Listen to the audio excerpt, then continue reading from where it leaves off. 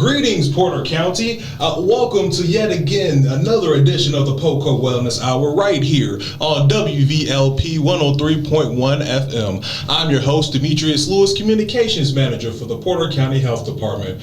Now, in case you're unfamiliar with this program, here on the PoCo Wellness Hour, we like to take this as an opportunity to shine a spotlight on the incredible health initiatives that shape our community and the powerful partnerships that make it all possible. From local organizations working to improve public health to the innovative programs led by the Porter County Health Department. Barry, we're kind of bubblegum this term. Relax and let's enjoy tonight's conversation. We have two rock stars in the booth tonight. So if you are unaware, March is Social Work Awareness Month. And that is going to be our theme for tonight. And what better way to kick this off and to have this theme going than to have two of Porter County's very own. Ladies and gentlemen, I would like to introduce Sam Burgett and Rhonda Collier. Sam Burgett is with the Porter County Sheriff's Department. And I'm sorry, Rhonda, I didn't get a chance to ask you where you were from, but it's a good opportunity for you to introduce yourself. Yes, I am actually a VU student. I'm graduating in May, and I'm interning with Sam. Okay. I've been with her for about a year and a half now. Yeah. Absolutely. Well, ladies, thank you so much. Sam, you want to introduce yourself a little bit? Yeah, I'm Sam Burgett. As Demetrius said, I'm one of the police social workers at Porter County Sheriff's Office. I also run a grassroots organization, Community Change Center. We do reentry services working with people throughout Northwest Indiana during and after incarceration. These are two very busy ladies, so we really appreciate your time today, making your way over to the studio and sitting in the booth with me. Let's get this thing kicked right off. So social workers, believe it or not, they're regular people, ladies and gentlemen. They have to go to the grocery store. They have bills to pay. They might even have friends they want to hang out with once in a while. Can you talk a little bit about what a typical day looks like for you ladies working in this field? Let's start with you, Sam. Yeah. If there is such thing as a typical day. No, I usually say actually that there's no typical day for me. My work both with the Sheriff's Office and with the Community Change Center varies day by day. So at the Sheriff's Office, in general, my clients are always my top priority. So you never know exactly when somebody will enter a state of crisis, and so I'm kind of all the time ready in case there is a client need to help them with whatever services they're looking for. As we kickstart some of our new initiatives through the Community Change Center, my days look a lot different than they used to. We're working on a new initiative in the food industry now, actually, through the organization. And so I just left the health department, for example, which somewhere I didn't used to venture all the time. So some days I'm doing a lot of paperwork, some day I'm in the field a lot. All the time I'm running around multitasking. So I really just never know what the days might hold for me. You may as well have a second office at the health department. Yeah. You are there quite a bit. I don't know if it's like that with other departments. I know you're out and about in the community, but you may as well have a second makeshift home with us. It feels like I do. What about you, ma'am? My days are a little crazy as well. I'm preparing to graduate, heading into my master's in the fall, and I help Sam out with community change and at the police department and trying to do all that I can as much as I can, and I enjoy it. Awesome. Well, you touched on a little bit about the next question that I wanted to go into. How do you balance that work-life balance? How do you have the ability? I'm just going to ask, do you have the ability to leave work at work and not bring it home with you? Or is that rather hard? No, I definitely do not do that. I've only ever heard one other person in my lifetime say this, but I thought he phrased it really well. He said, no, I don't have a work-life balance because I love what I do so much that I just do it all the time. And that kind of embodies how I feel, too. I pretty much do the police department and the nonprofit full-time for both of them. So I leave for work early and I get home late, but when I'm not working, then I still find myself thinking about all of the work that there is to do, not because not because I can't leave it at work. I suppose I choose not to because it is so important to me. I do think I sometimes say I feel like I'm one of the few people who has to slow down because because I became a foster parent. So I do at some point still have to go home and make dinner and do all of the household things or family things. But I definitely live. I live what I work, I guess, or the other way around. But I enjoy it that way. Kind of like the Energizer Bunny. Yeah, absolutely. What about you, Rhonda? How do you balance it? Yeah. I don't know. And I think I'm a lot like Sam. I thrive in chaos and constantly being busy. And this year I was only supposed to get 500 hours for my internship, and I surpassed that a while ago. But I like to keep doing things. I like to keep learning. I want to just keep doing what I can. So I'm always asking Sam, what can I do now? What can I do next? Awesome. So, yeah. Well, let's backtrack a little bit. Let's jump back to the old days when we were younger. When you were younger, what inspired you to pursue this line of work? Let's start with you, Rhonda. What inspired you to want to get into the line of work of social work? Gosh, I think it's just been life experiences that I've had, things that I've seen, things that I've experienced, and I see needs for a lot of things that, resources that aren't there for a lot of people. And I actually started at Ivy Tech, just going through an addiction study certificate, and I had professors that just kept pushing me to continue forward, and I did, and ended up at VU, and I absolutely love everything about social work, just the helping part of it, and seeing the struggles and finding out what we can do to help. What about you, Sam? Is this something that you've wanted to do ever since you were a little girl, or how did you get into this line of work? I always say I did not choose social work. Social work definitely chose me. I was a weird kid. I was born to do social work. I remember being in like fourth or fifth grade saying, "Mom, I need you to help me organize this food drive. I need you to take me to volunteer at these places." And I didn't know why. I just felt like I was supposed to do it. But I never knew what it was called. So I grew up in the middle of nowhere down in a cornfield in Benton County, and so we really didn't have social workers. We didn't know, I'd never heard the term social work. So I thought for a long time that I wanted to work overseas doing missionary work. I tried that out, and when I was in college, and realized that it would take me a decade to even learn the language, let alone actually be effective there. So I thought, okay, that's not my calling. So I was a CNA when I was in high school. I thought, I can still help people. I enjoy this. So I started in nursing school at VU. I did 4 days of nursing school, realized I hated all of the medical components, and I just wanted to work with patients and their families in a different capacity. So I was having a little existential crisis in the middle of the night, thinking, what in the world am I supposed to do if it's not nursing? And I was scrolling through the catalog and came across the term social work, and when I read it, it was like a light bulb. I was like, this is what I've been doing all these years, and I just had no idea what it was. So that's how I stumbled into the field, and then after that point, my different work and volunteer experiences are what eventually led me into corrections. So it was just a natural progression, it seems like, just it was. step by step. Yes. And you really touched on my next question. It is often said that social work is a calling. So I guess you do second that social work kind of calls upon you. You don't necessarily choose that profession. In my case, yeah, a lot of people come to the field. Rhonda phrased it really well. A lot of life experiences lead people to it. I guess my life experiences led me to this specific piece of social work, but yeah, I agree with what you said. It was definitely a calling, and I think it really kind of has to be that way to keep so many of us in the field, because it's very draining. If you don't love it, then people don't stick with it. What do you say, Rhonda? I agree. Actually, my first experiences with social work was very different. My parents were foster parents my entire life. So I always thought social work was caseworkers coming in, dropping off babies and taking them away.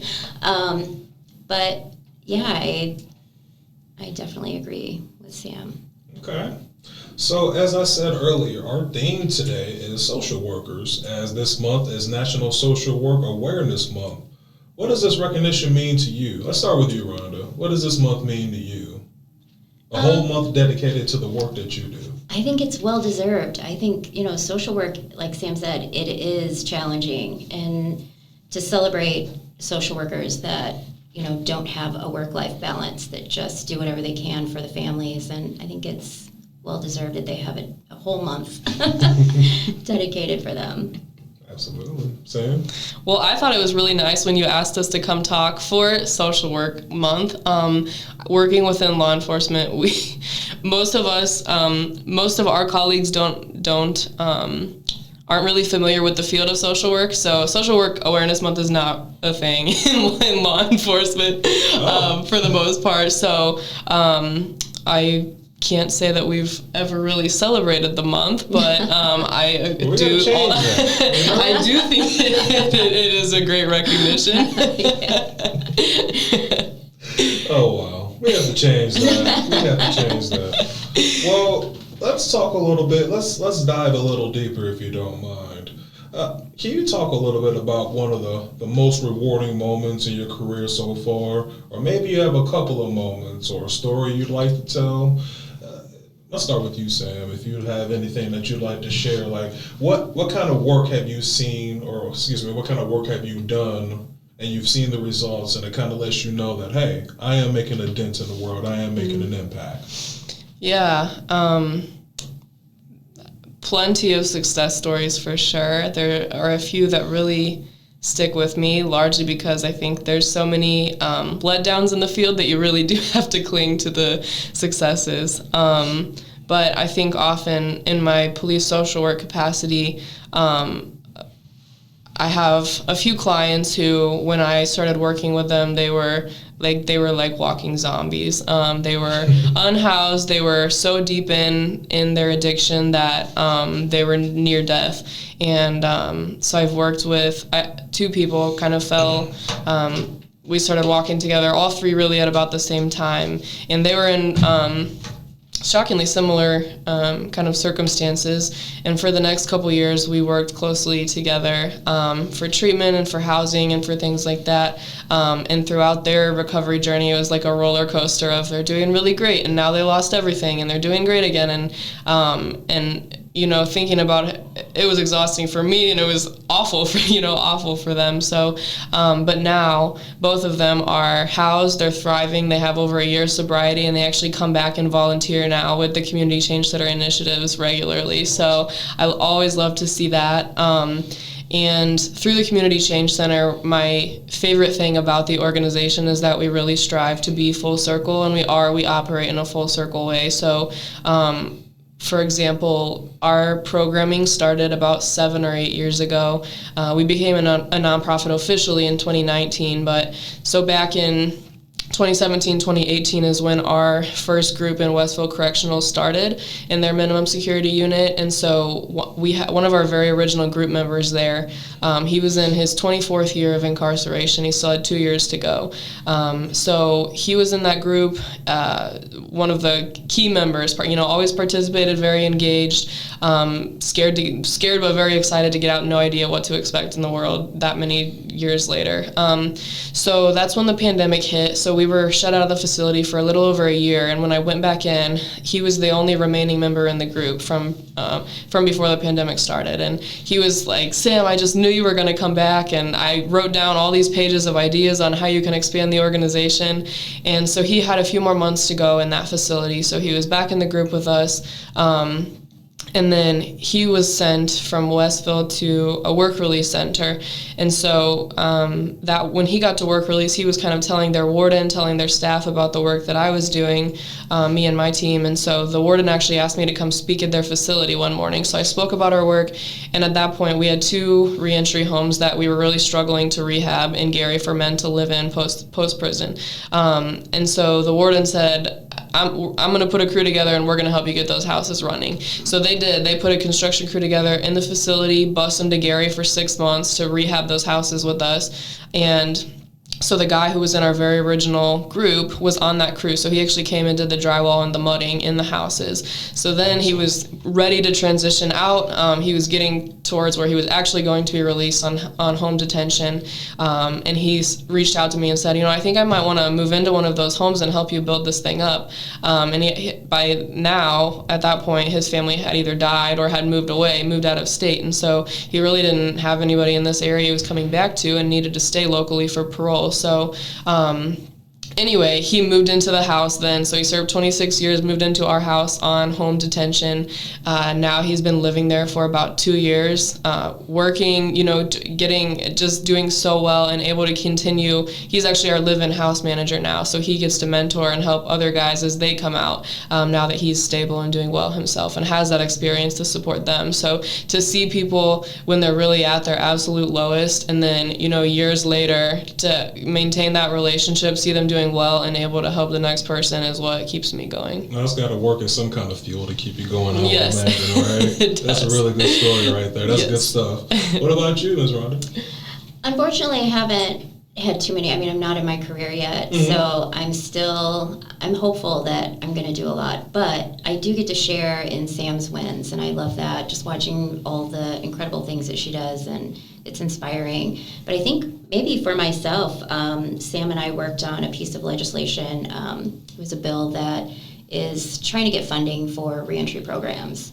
And Representative Andrade picked it up and introduced it into legislation. So I had an opportunity to go to State House and kind of lobby for that. And it wasn't heard in the committee, so it died, but he is still very interested in continuing forward with that. And Senator Rodney Pohl as well is interested, so I'm hopeful that we can still do something with it. You mentioned the reentry programs. We're going to talk a little bit about that. We're definitely going to clear some stuff up about that coming up here soon. Maybe you can answer this. Let's start with you, Ms. Rhonda. What would you say to anyone who is looking to get into the line of social work, whether they're a young student, someone who may they're working a job right now, they want a career change? What kind of advice would you give to them to maybe jump over to the dark side, if you will? Oh boy, that's a rough one. I guess it would depend on the type of social work they were going into.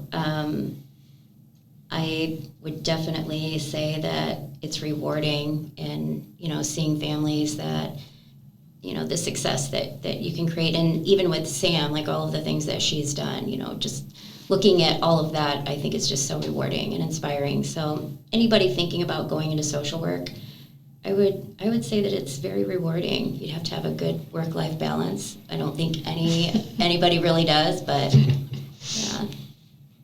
You aim for it, right? Right. Yeah, I would second that. I would say that you really do have to, I think to do it effectively and to enjoy what you're doing, you have to have a passion for it for one reason or another. It is, like I said earlier, it can be very draining. It usually feels like there's a lot more losses than there are wins, and even the wins often are followed by losses and then eventually by wins with that same person or same family. So it is emotionally draining. But yeah, I mean, people just, I would say to someone thinking about the field, as Rhonda said, it depends what type you're going into, but in this line, me coming into it, I never would have anticipated how many clients I would lose or how many, the stresses and the sadness that comes with it. But the wins are rewarding, and it's amazing. It's a huge privilege to be able to walk alongside people and see that transformation. So I think people coming in just need to really remember it's not a cakewalk by any means. But as I do not demonstrate well, I would also tell them it is important to maintain a balance so that you can continue doing it even when it is super challenging. Absolutely. And we got to, value those wins when we get them, right? Yes. Absolutely. Understood, ladies. Let's move on a little bit. So you guys you're part of a tireless team that's working to make Porter County the best place that it can be. Sam, can you talk a little bit about your team with the with the sheriff's department and the role that they play.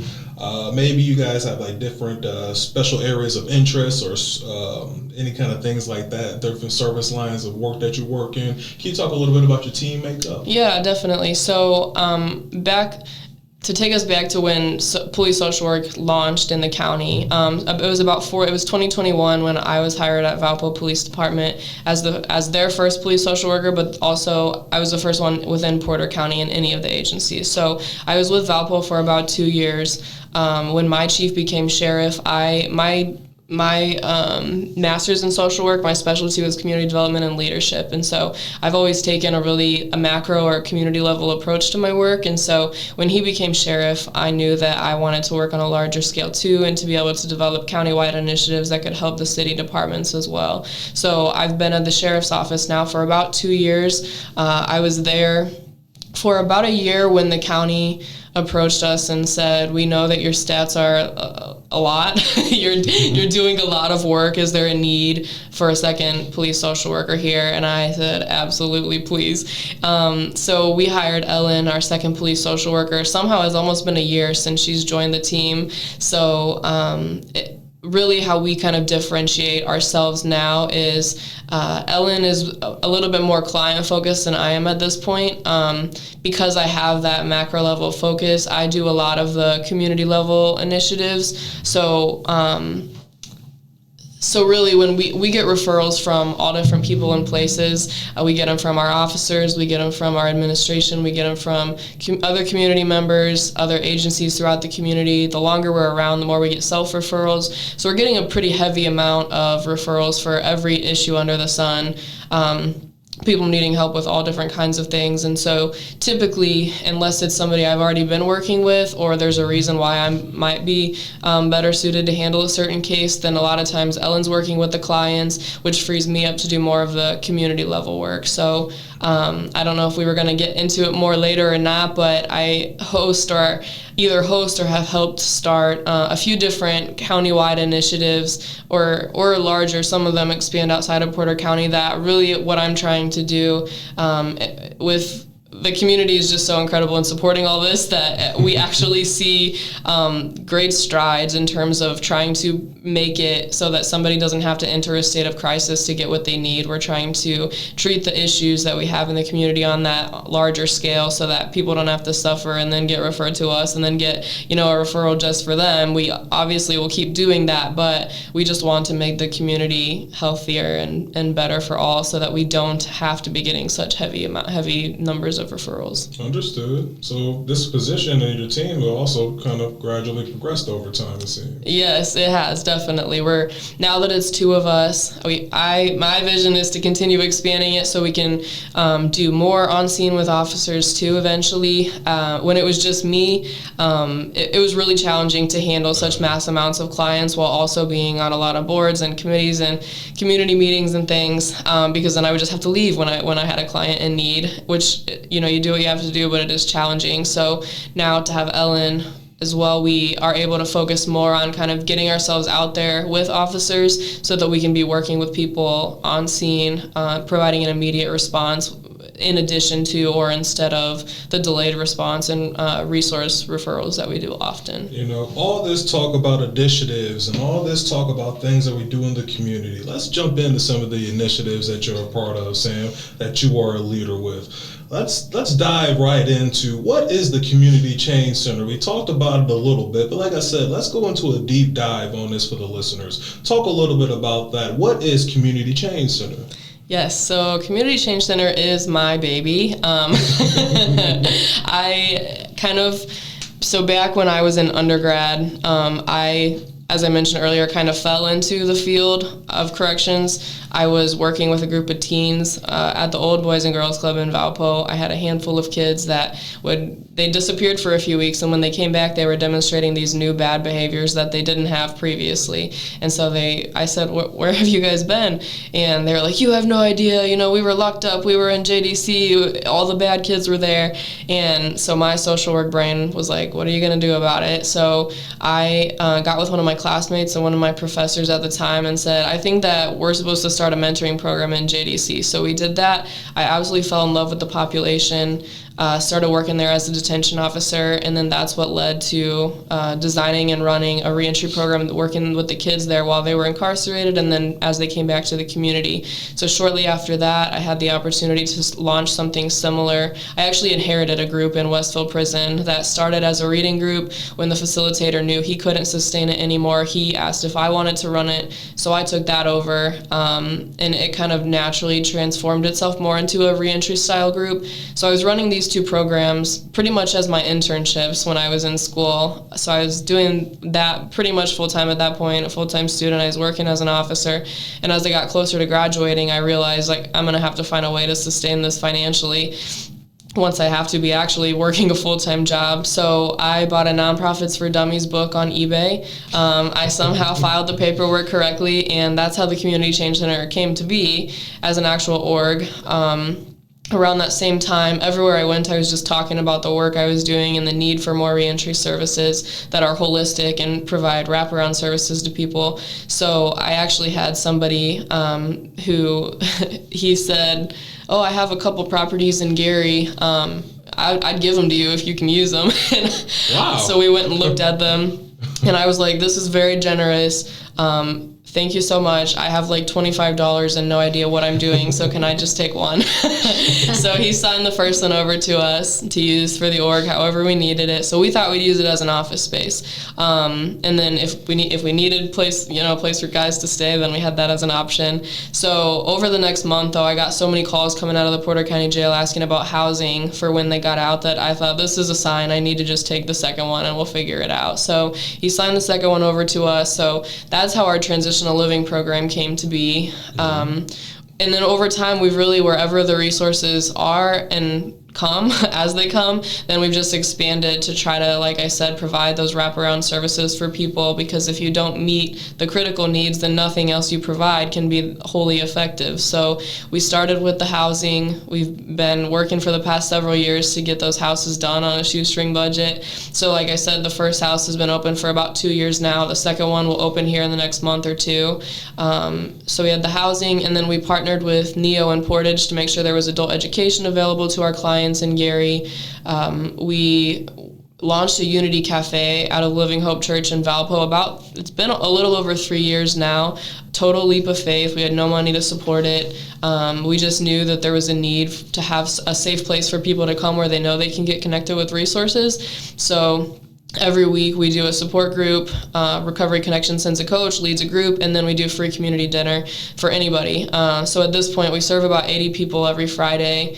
And then the organization also offers, I was seeing a large need for expungements for people that have old charges that there's legally it's like a automatic expungement. Like a judge there's no consideration. It's been long enough and the charge is such that it can just be wiped away, but it's a complicated process to expunge it. So a lot of people it's very complicated to try to get an expungement on your own. So, and if you hire an attorney, super expensive, like typically a few $1,000s, which most of my clients don't have. So we started working with attorneys who help us do expungement fairs annually in Lake and Porter counties for free for people. So we've done probably between 60 to 70 expungements for people at this point. And then we started, we've been knowing that employment was a huge need for our clients. A lot of people think that the tax credit that employers can get for hiring somebody with a background would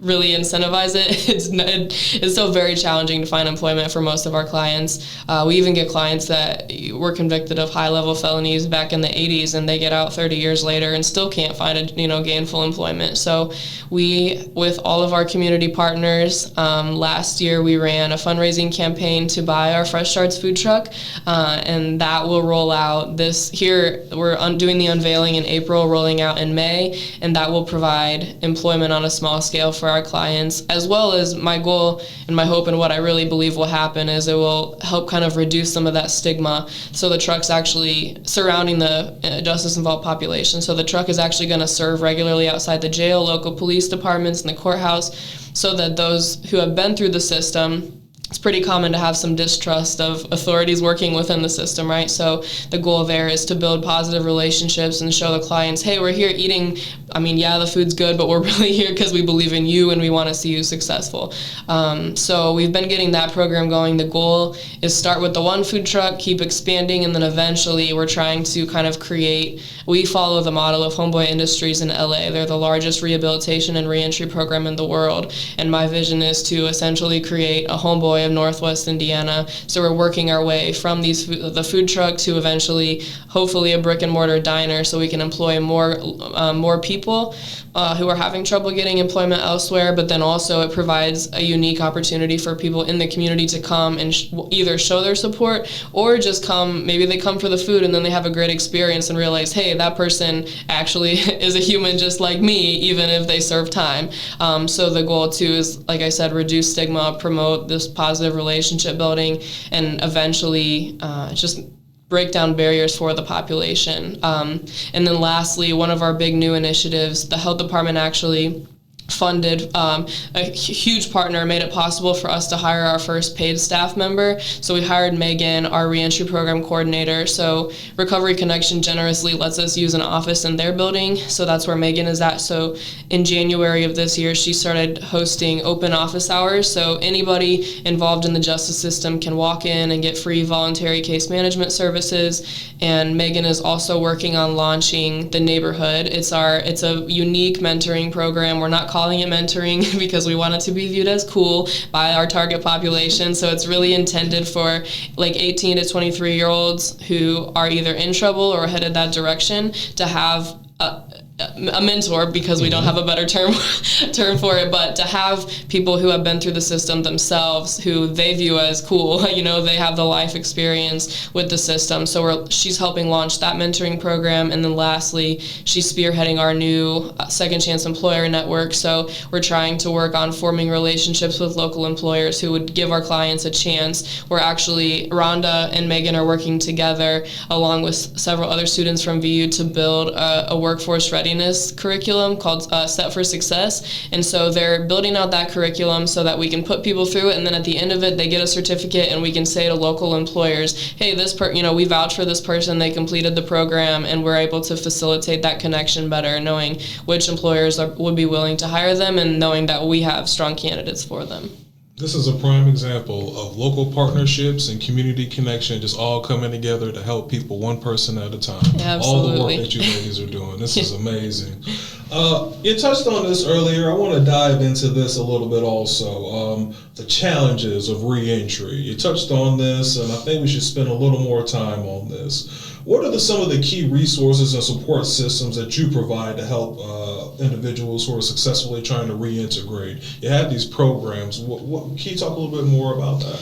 Yeah, over the years, one of the things that I've noticed in kind of looking at what differentiates certain programs from others that might be less effective or less likely to continue, that clients are less likely to engage with once they're released, seems to be the when and how you establish the relationship and maintain it. So because we run our program in Westville Correctional, a lot of times we're working with men in there for somewhere between 6 months to 2 years.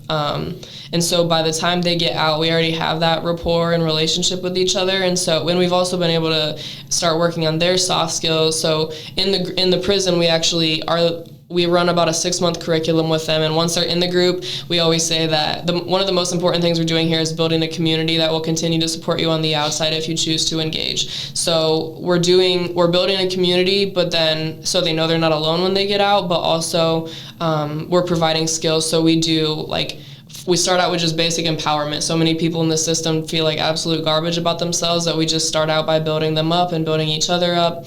And then we move into stuff like writing professional emails and resume building and interviews, and how do you search for a job now that it's, you don't just walk in somewhere and say, where's your paper application? Yeah, exactly. So we're doing life skills with them, we're thinking about their goals. So then when they get out, they can continue to engage with us. And then if they're local to this area, then we especially work hands-on with them. Similarly, within the jail, because of my role with the sheriff's office, when we have people leaving the jail, if we can't service them through the police social work arena, then sometimes I can send them to Community Change Center and get them resources that way. So one, I would say, like, the earlier we can engage with somebody, if we work with them while they're incarcerated, then a lot of times they're more likely to engage with us effectively once they're out, because we already trust, they know us and trust us, and they're more comfortable.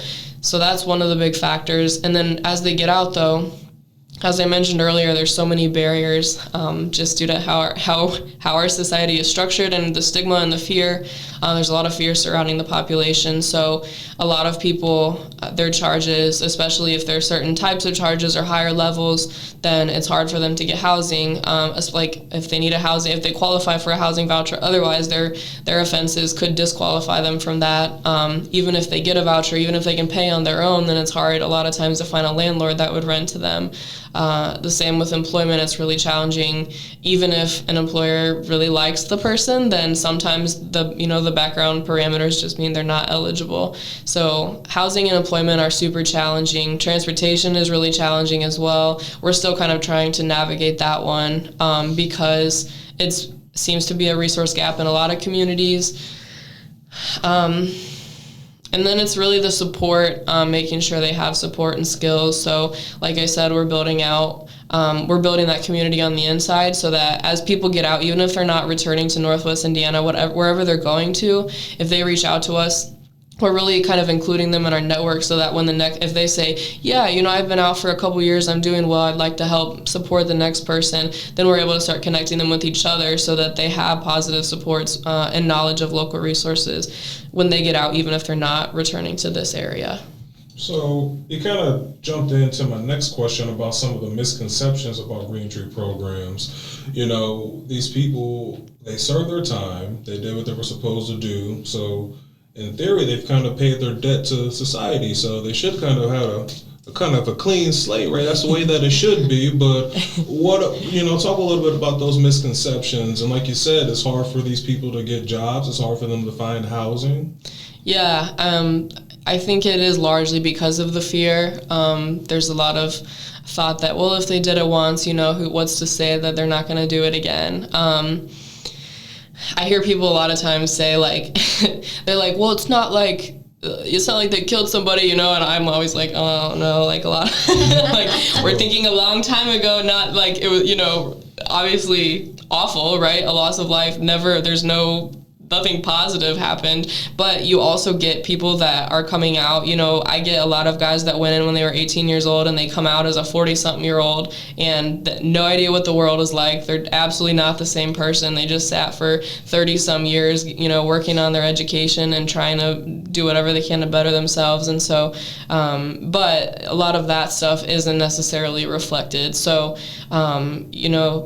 because we so commonly background check, then a lot of that work it's not seen, So I've actually found it to be, we started taking volunteers into the prison to kind of build our support on the outside. I've found that a lot of the people that we work with, especially that are coming out of the prison rather than the jail, when people meet them, and this is kind of the goal with our diner too, or with the food truck to start with. When people meet them and have no idea what they've done in the past, then they're like, man, this person's awesome, I love them. And then later on, I would never share the information, but later on, if and when they happen to find out that person was in prison, and especially if they find out why they were in prison, then you see this, it's like a light bulb moment of like, oh my gosh, I absolutely am terrified. I would have been terrified of them, but now I can see that like they're not who I imagine they were back then, but they're a good person now, and they're doing what they can to get back to society.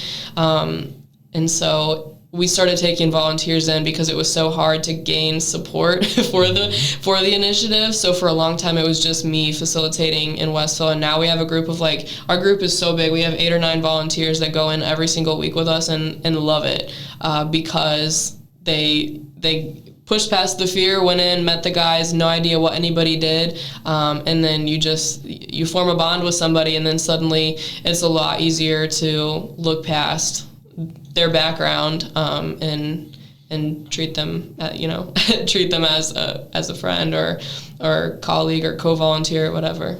It's kind of like the old saying we've all heard it as kids, probably, don't judge a book by its cover. Mm-hmm. I'm sure that comes into play right here pretty much. Yep. I was just going to say, I think people paint a picture of what people in prison look like. And once, they remove the human part of them, and I think once you put that back in and get to know them as a person and realize that they've paid their price, they've, sat for a long time, a lot of them have gone through rehabilitation in the prison. And so you do change, and it's nice to see what Sam's doing and helping them when they come out. And in fact, she has one client that was released probably over a year ago who is in the process of getting his master's in social work. So there's a lot of great success stories that come out of it.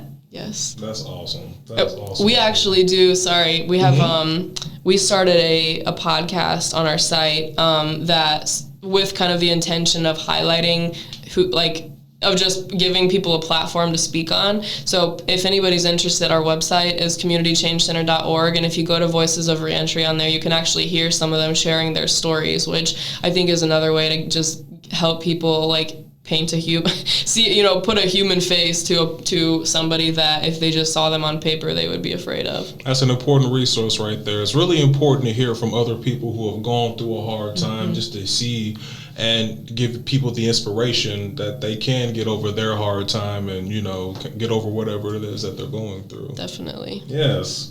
So as we talk about resources, let's jump ahead a little bit. Another important initiative that you lead, Mrs. Sam, the Community Resource Network.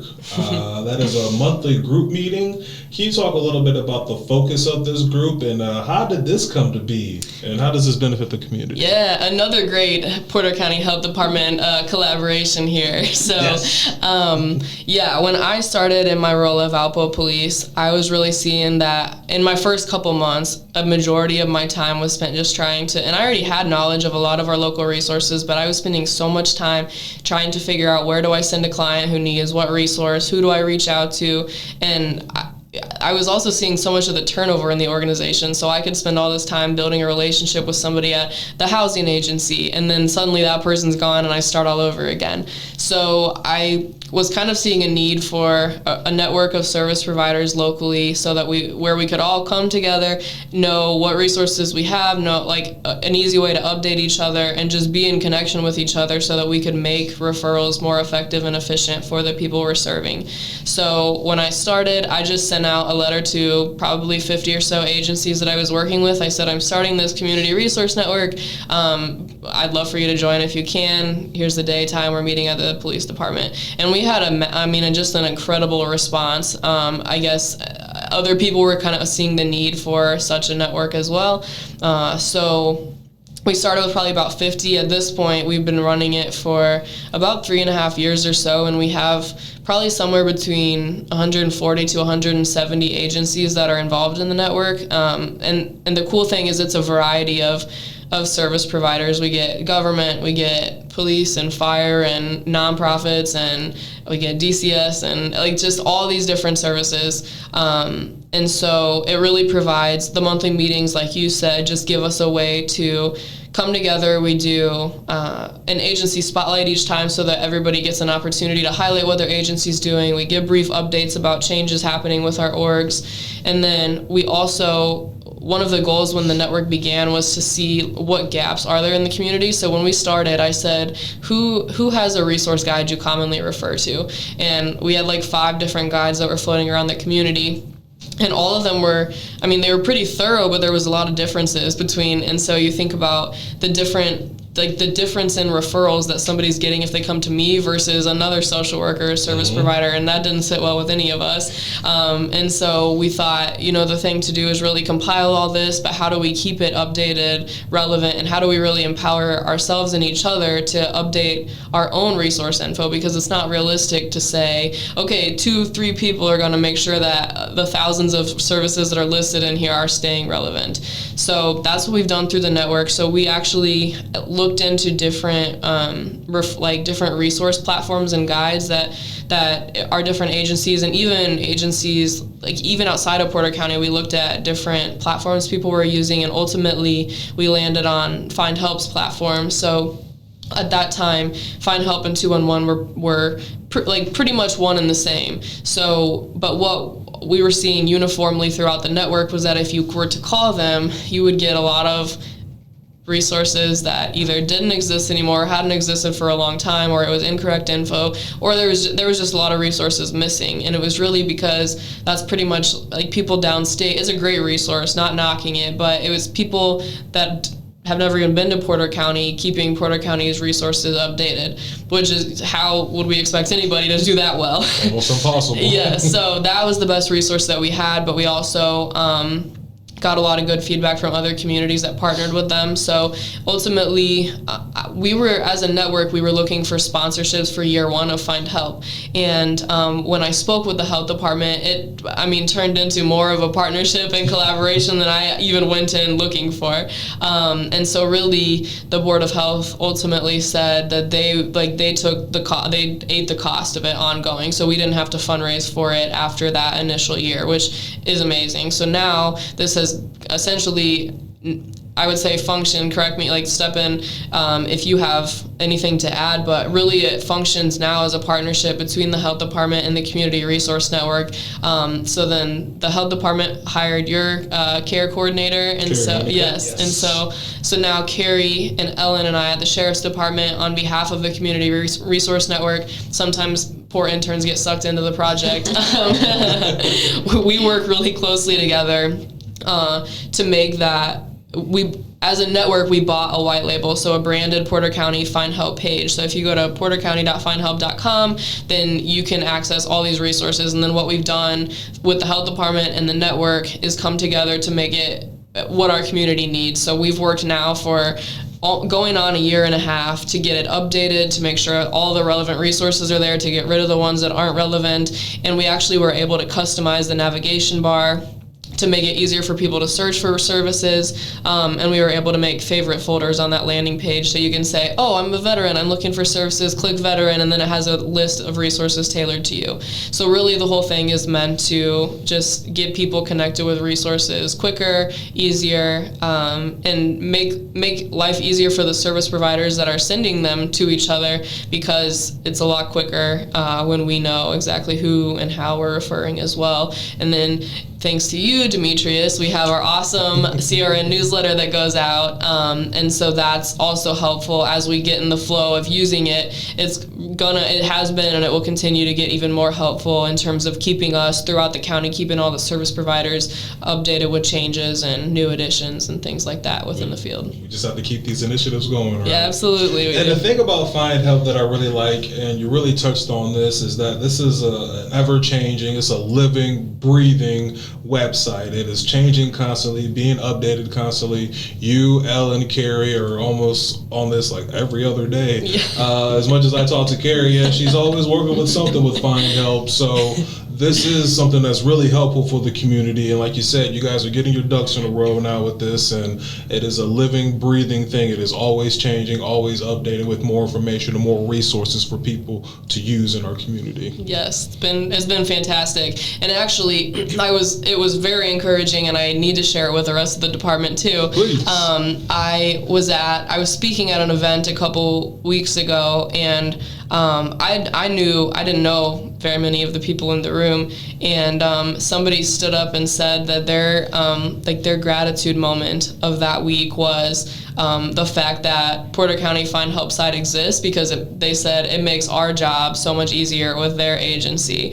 So that was it's great to hear that that other community agencies are benefiting from it too. That's awesome. Yeah, we're not the only ones utilizing it. This is right. something that is being used all over the place. Yes. So that's awesome.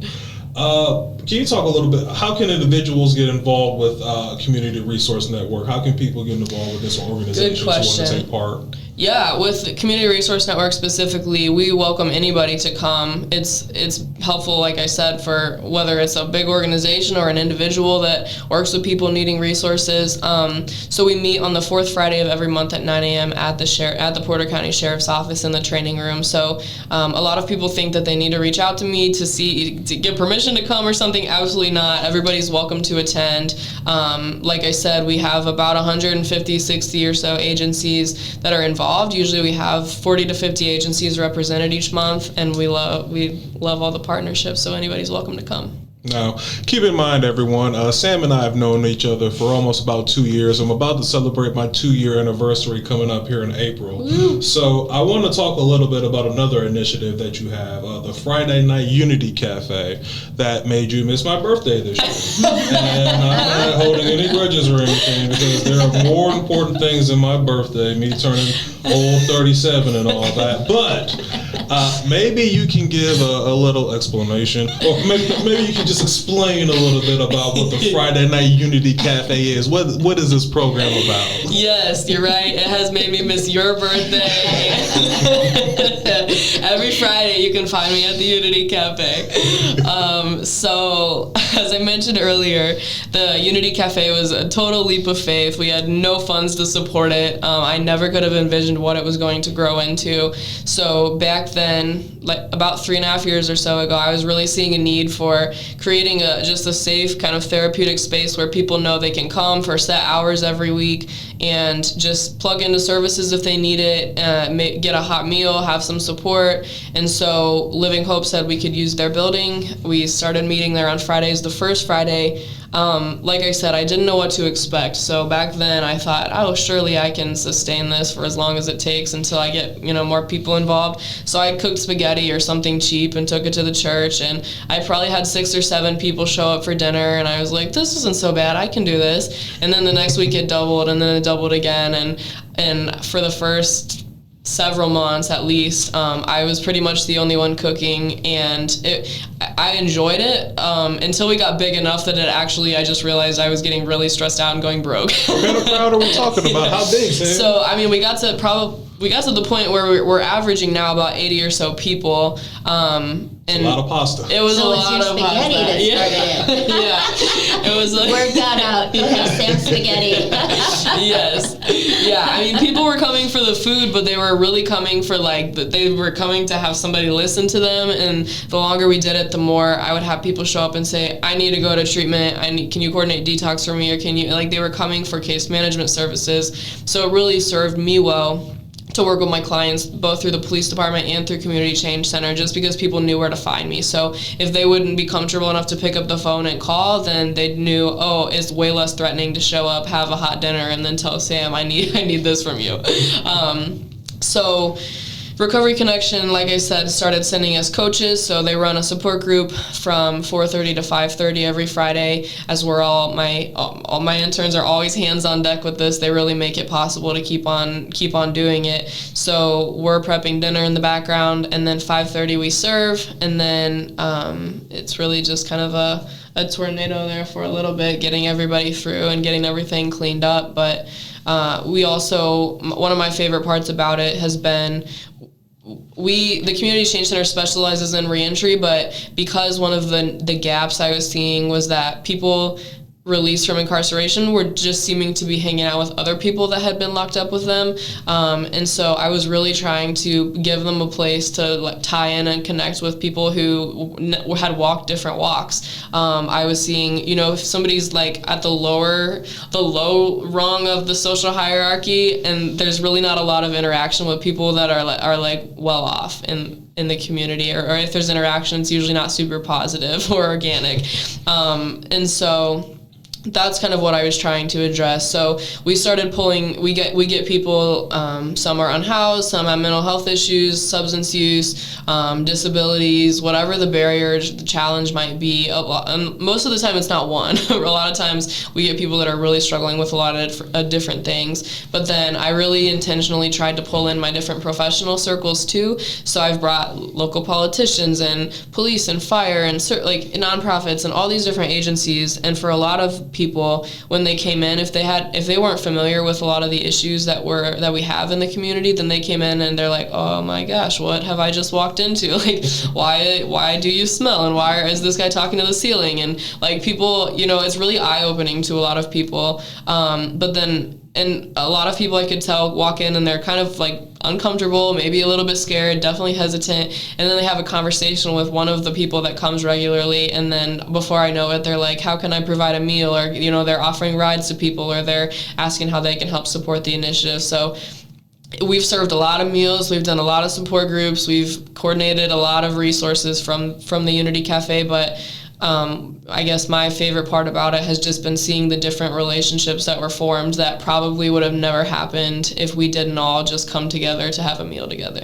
It's amazing what food does. It is. Brings us all together. Very true. So on a lighter note, what kind of meals are outside of the spaghetti, outside of the pasta, what meals are being provided now? Is this something that people can donate to? Is this something that's a need?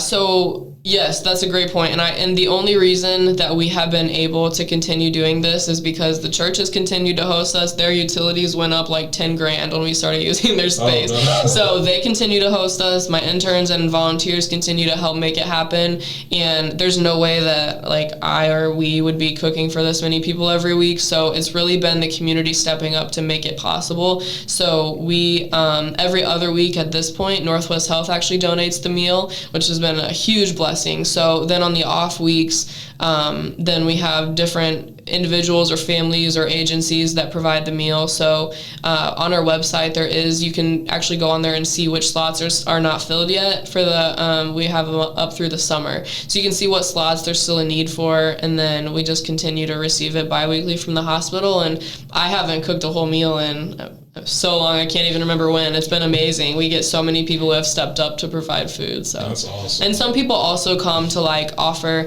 We get several groups that come and they'll do like hepatitis or HIV testing for people for free, or some groups like to put together little like hygiene kits and bring it and give them out. Some people show up. They don't necessarily bring food. They show up and they help serve and clean, and all that's a need. So really, I just tell people, if you want to get involved in some way, just show up at Living Hope between 4 and 7 on any Friday. Awesome. That is really good stuff right there.